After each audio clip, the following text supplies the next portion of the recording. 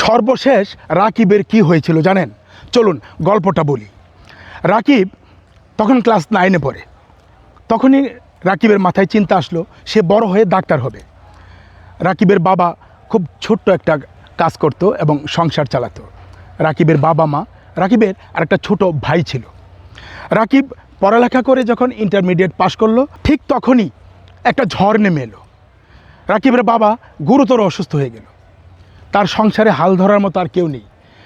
ডাক্তারি পড়ালেখার টাকা তো দূরের কথা, সংসার খরচের টাকাও তখন আর আসার কোনো রাস্তা নেই, যেহেতু তার বাবা গুরুতর অসুস্থ হয়ে গিয়েছিল।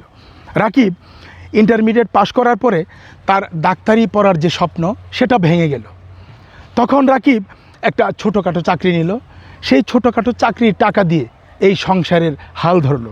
সংসারের হাল ধরে বাবার চিকিৎসা, সংসারের ভরণ পোষণ এবং তার যে ছোটো ভাই, ওই ছোটো ভাইয়ের পড়ালেখা করানোর দায়িত্ব নিল।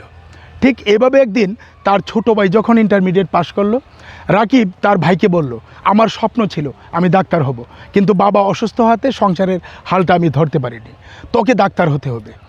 রাকিব নিজে পরিশ্রম করে তার ভাইকে পড়ালেখা করিয়ে ডাক্তার বানালো এবং তার ছোট ভাই এখন ডাক্তার।